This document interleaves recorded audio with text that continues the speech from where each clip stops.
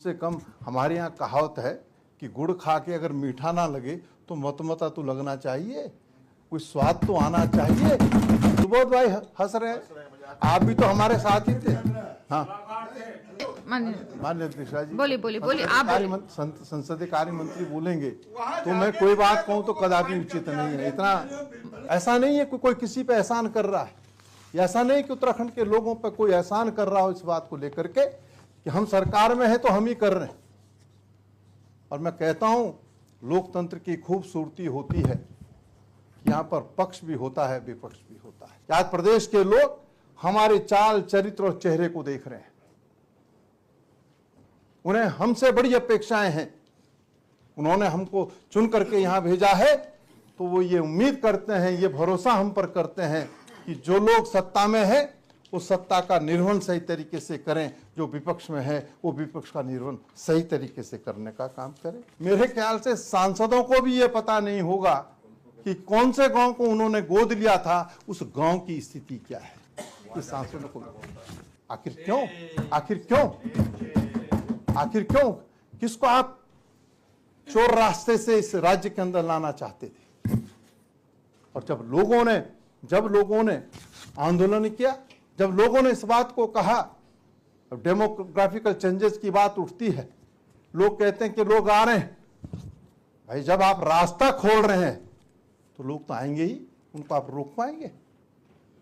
रोक सकते हैं? देश का संविधान हमको इस बात की इजाजत देता है कि हम देश के किसी भी हिस्से में जाकर के निवास कर सकते हैं, रह सकते हैं। तो क्या ये सदन उसको रोक सकता है? लेकिन गैर कानूनी रूप से नहीं रह सकता है ना। माननीय अध्यक्ष जी, मैं ये कह रहा हूं कि इन्होंने कहा कि मूल निवास प्रमाण पत्र हम कब कह रहे हैं, व्यवस्था आप करिए ना। मैं कहां कह रहा हूं कि मत करिए आप व्यवस्था। आपने दूसरे प्रदेश के व्यक्ति को ये इजाजत दी है कि आप जो यहां आकर के जमीन खरीद सकते हैं। जब आदमी जमीन खरीदेगा तो निवास तो करेगा ही करेगा। उत्तराखंड विधानसभा सत्र में कांग्रेस विधायक प्रीतम सिंह ने खोले चिट्ठे। उत्तराखंड में देहरादून की चक्राता विधानसभा सीट से कांग्रेस के वरिष्ठ विधायक और पूर्व नेता प्रतिपक्ष प्रीतम सिंह जब सदन के भीतर बोलते हैं तो पक्ष और विपक्ष दोनों ही उनकी बात ध्यान से सुनते हैं। उत्तराखंड रजत जयंती के अवसर पर उन्होंने प्रदेश की मूलभूत समस्याओं को बारीकी से छुआ। कांग्रेस विधायक ने कहा कि प्रदेश की जनता उम्मीदों से सदन के भीतर नजर गड़ा कर देखती है। प्रीतम सिंह ने कहा कि सरकार किसी भी पार्टी की हो, वह जनता पर एहसान नहीं करती। चलिए आपको भी सुनाते हैं उनका यह पूरा संबोधन। बहुत सम्मानित हमारे विधायक हैं, जो बात मैंने कही उस बात से उनको पीड़ा हुई, लेकिन जो कटु सत्य है उसको स्वीकार करने में मैं समझता हूँ कोई गुरेज नहीं होना चाहिए। क्या ये सत्य नहीं है कि जब लोकसभा और राज्यसभा में राज्य निर्माण का प्रस्ताव गया तो क्या उसे सर्वसम्मति से पारित नहीं किया गया? क्या कांग्रेस का योगदान उसमें नहीं रहा? राज्यसभा में तो उस समय की सरकार को पूर्ण बहुमत नहीं था। ये भी मैं आपके संज्ञान में लाना चाहता हूं।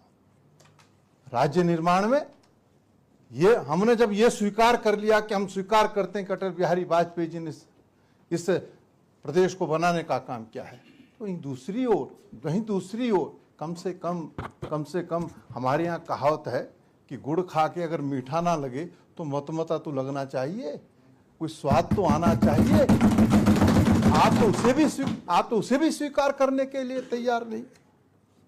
तो माननीय अध्यक्ष जी, तो इस राज्य बनाने में बहुत कुछ जो है हमने पाया भी है, खोया भी है।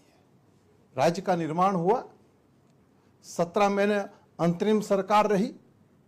उस सरकार का जो कार्यकाल था उसमें उन्होंने भी प्रदेश के विकास की बात कही। उसके बाद 2002 में जब इस प्रदेश के अंदर चुनाव हुआ, कांग्रेस की सरकार बनी, जिस सरकार का नेतृत्व पंडित नारायण दत्त तिवारी जी कर रहे थे। मुझे कहते हुए कोई गुजरेज नहीं है। आदरणीय तिवारी जी के बारे में इस सदन में कई सदस्यों ने अपनी भावनाएं का इजहार किया, लेकिन मैं कह सकता हूं कि नारायण दत्त तिवारी जी जैसे व्यक्तित्व ने इस प्रदेश का नेतृत्व किया और एक मजबूत आधारशिला रखने का काम किया। सुबोध भाई हंस रहे हैं, आप भी तो हमारे साथ ही थे। हाँ, इसलिए नहीं हंस रहा, मैं इसलिए हंस रहा कितनी बार जाके विधायकों के ग्रुप में जब उनको हटाने की चाल खेली जाती थी, मुझे डरा लगता था बीच में। लगातार तुमको घर का वेदी लंका ढाए, अरे घर के वेदी लंका ढाए। मान्य अध्यक्षा जी, विभीषण ने अच्छा काम किया, तभी तो अरे तुम विभीषण थोड़ी हो यार, तुम तो जयचंद्र हम तुमको विभीषण थोड़ी बनाएंगे। अच्छा चलिए बोले आप, समय का ध्यान रखें। मान्य अध्यक्षा जी, बोलिए आप संसदीय कार्य मंत्री बोलेंगे तो मैं कोई बात कहूँ तो कदापि उचित नहीं है। इतना आपने कहा मैं हंस रहा हूँ इसलिए कहा, मुझे याद आया ना कि समय चल माननीय सदस्य जी बोलिए। भाई कितने दुखी है वहाँ, चेहरे देखो। हाँ, डेपुटेशन में जाके कब्जा कर लिया, तुम भी तो वही हो। और कहीं पूछना जब कांग्रेस का खा पी के यहाँ पहुँच के कांग्रेस का पहुँच रहे, शर्म नहीं आ रही तुमको? मान्य अध्यक्षा जी, मैं कह रहा था सुन लीजिए भाई, सुन लीजिए। मान्य अध्यक्षा जी, मैं कह रहा था तिवारी जी के नेतृत्व में हम बड़ी तेजी के साथ आगे बढ़े। अभूतपूर्व विकास उनकी सरकार के समय हुआ। उसके बाद सरकार बदली, भाजपा की सरकार आई, उस सरकार में भी इस प्रदेश का विकास हुआ है।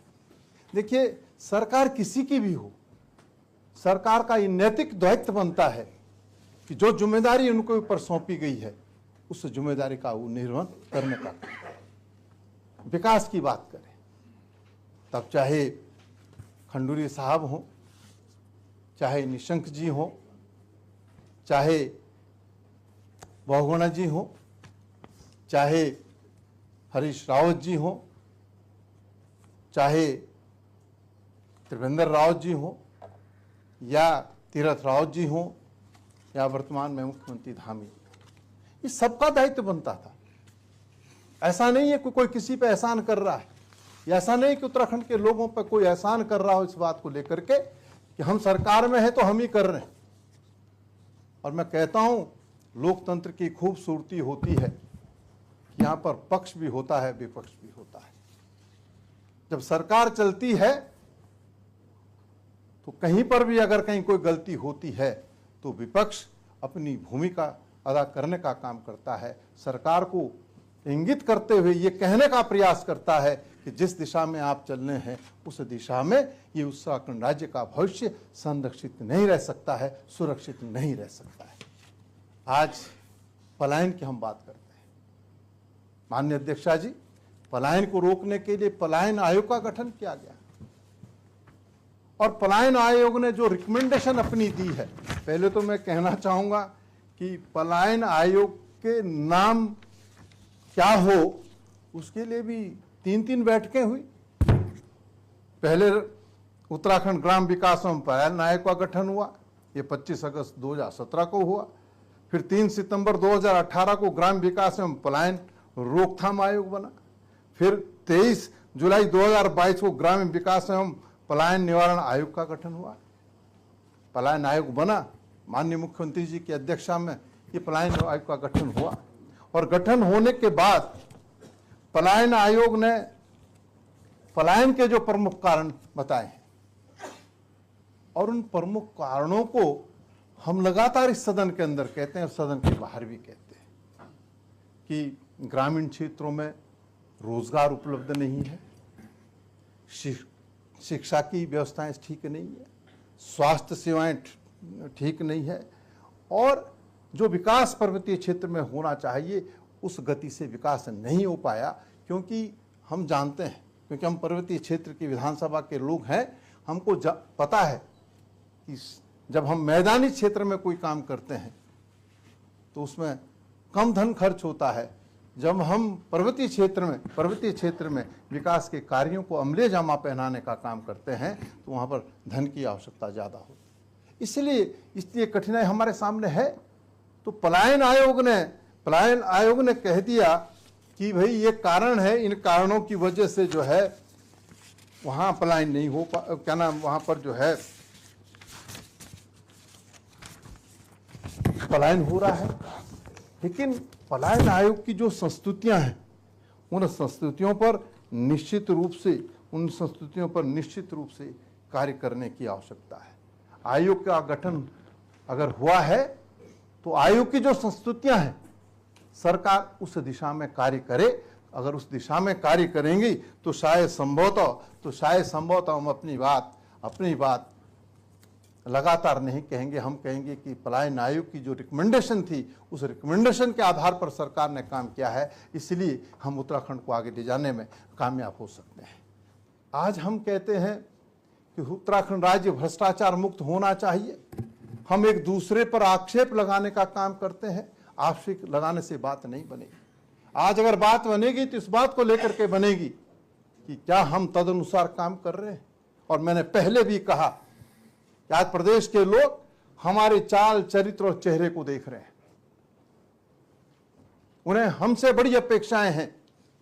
उन्होंने हमको चुन करके यहां भेजा है तो वो ये उम्मीद करते हैं, ये भरोसा हम पर करते हैं कि जो लोग सत्ता में है वो सत्ता का निर्वहन सही तरीके से करें, जो विपक्ष में है वो विपक्ष का निर्वहन सही तरीके से करने का काम करें। ये हालत है। अमृत योजना, मैं तो समझ रहा था जब भारत सरकार ने ये अमृत योजना दी जिसमें ऋषिकेश का भी संभवतः चयन हुआ था, लेकिन धरातल पर कुछ नहीं। सांसद आदर्श ग्राम योजना, मेरे ख्याल से सांसदों को भी ये पता नहीं होगा कि कौन से गांव को उन्होंने गोद लिया था, उस गांव की स्थिति क्या है। ये सांसदों को ये पता है। अरे भाई, हम कैसे उत्तराखंड की कल्पना कर रहे हैं, हम किस राह पर चल रहे हैं, ये उत्तराखंड के लोग देखने का काम कर रहे हैं। और इसीलिए बार बार ये आवाज उठती है, इसीलिए बार बार ये कहा जाता है कि उत्तराखंड के आंदोलनकारियों के सपनों के अनुरूप इस उत्तराखंड राज्य का आगे बढ़ना वो बड़ा दुर्लभ हो गया है। इतर उसके हम चलने का काम करें। इसके साथ साथ मैं कहना चाहूंगा, माननीय अध्यक्षा जी, भू कानून का मैं जिक्र करना चाहूंगा। आज हम डेमोग्राफिकल चेंज की बात करते हैं तो मैं कहना चाहता हूं, इस राज्य के अंदर जब पहली कांग्रेस की सरकार बनी थी आदरणीय तिवारी जी के नेतृत्व में, तो निश्चित रूप से मैं कहना चाहता हूं हमने एक भू कानून बनाने का काम किया। 500 वर्ग मीटर जो है बाहर का व्यक्ति यहां जमीन खरीद सकता था।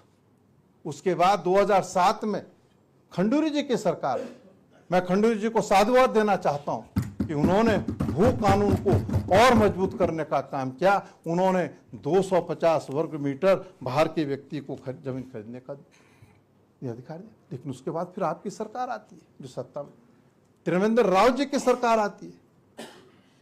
6 अक्टूबर 2018 को त्रिवेंद्र सिंह रावत की सरकार उत्तर प्रदेश जमींदारी उन्मूलन और भूमि सुधार अधिनियम 1950 में संशोधन करने का काम करती है और खरीदी जाने वाली भूमि की सीमा हटा दी जाती है।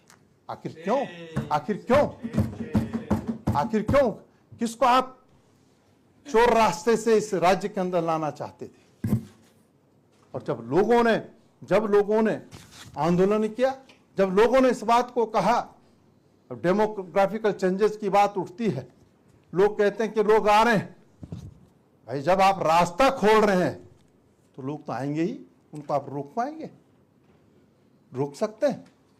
डेमोग्राफिकल चेंजेस की बात जब उठती है माननीय अध्यक्षा जी, तो मैं कहना चाहता हूं कि भाई डेमोग्राफिकल चेंजेस कैसे हैं? क्या कोई विदेश का नागरिक आया है? सीमा पार करके आया है? अरे, इस देश के नागरिक को इस देश में कहीं पर भी जाने और निवास करने की स्वतंत्रता है। देश का संविधान हमको इसकी इजाजत देता है। और मैं संविधान की उन लाइनों को भी पढ़ना चाहता हूं जिस संविधान ने यह कहा है, अनुच्छेद 15 भारत का संविधान, धर्म, मूलवंश, जाति, लिंग या जन्म स्थान के आधार पर विभेद का प्रतिषेध राज्य किसी नागरिक के विरुद्ध केवल धर्म, मूलवंश, जाति, लिंग, जन्म स्थान या इसमें से किसी के आधार पर कोई विभेद नहीं करेगा। जब देश का संविधान हमको इस बात की इजाजत देता है कि हम देश के किसी भी हिस्से में जाकर के निवास कर सकते हैं, रह सकते हैं, तो क्या ये सदन उसको रोक सकता है? लेकिन गैर कानूनी रूप से नहीं रह सकता है ना। मैंने कहा ना कि अगर कोई विदेशी नागरिक है तो यह जिम्मेदारी केंद्र सरकार की बनती है, यह जिम्मेदारी राज्य सरकार की बनती है कि वो ऐसे नागरिकों को यहां से निकालने का काम करें। हम कभी भी ये नहीं कहेंगे कि आपने जो है गैर जिम्मेदाराना काम। नहीं, विदेशी नहीं, अगर इस देश का रहने वाले भी कानून का उल्लंघन करेगा, अरे उल्लंघन, वो उसको रोका जाएगा। एक माननीय विधायक जी ने कहा कि उल्लंघन करेगा। अरे भाई, उल्लंघन आप करें, मैं करें तो सजा तो मिलेगी, इसमें क्या? उसमें तो आपको भी मिलेगी, मुझे भी मिलेगी। भाई, संविधान मैं ये नहीं कह रहा हूं, जरा समझने की कोशिश करिए। मैं ये कह रहा हूं कि डेमोग्राफिकल चेंजेस की बात हो रही है। वो तो भाई अगर इसी संविधान ने मूल निवास को परिभाषित किया, जरा उसको पढ़ लीजिए एक बार, थोड़ा क्लियर कर लीजिए। नहीं, अगर यही अवधारणा है तो ये प्रदेशों में मूल निवास की अवधारणा कहां से आ गई? इसी संविधान ने सारे प्रदेशों को एक अधिकार दिया है और उस प्रदेशों में एक अवधारणा है कि उसका मूल निवासी डिफाइन होगा। आप उसको भी साथ साथ लीजिए ना। मैं किसी आने जाने पे कोई रोक टोक थोड़ा है, कौन मना कर रहा है? लेकिन हक हकूक की जब बात हम करते हैं, जब मूल निवास के अधिकारों की जब हम बात करते हैं, तो कहीं ना कहीं वो अवधारणा लागू होती है। आप उस पर भी चर्चा कर लीजिए। मैं कल आप बोल रहे थे, मैं नहीं बोला। आप होती मेरी चर्चा और आसान हो जाती। आप 25 मिनट हो गए। 25 मिनट हो गए। 25 मिनट, बस 2-3 बातों को कहना चाहूँ। 25 मिनट हो गए। 5 मिनट में आप मैं उसके बाद मैं माननीय अध्यक्ष नहीं, 25 मिनट। अब इतना वाक्यों को हम नहीं बोलने देना। नहीं, 25 मिनट आपने बोल चुके, 5 मिनट। माननीय अध्यक्ष जी, मैं ये कह रहा हूं कि इन्होंने कहा कि मूल निवास प्रमाण पत्र हम कब करें? व्यवस्था आप करिए ना। मैं कहां कह रहा हूं कि मत करिए आप व्यवस्था। आपने दूसरे प्रदेश के व्यक्ति को ये इजाजत दी है कि आप जो यहां आकर के जमीन खरीद सकते हैं। जब आदमी जमीन खरीदेगा तो निवास तो करेगा ही करेगा ना।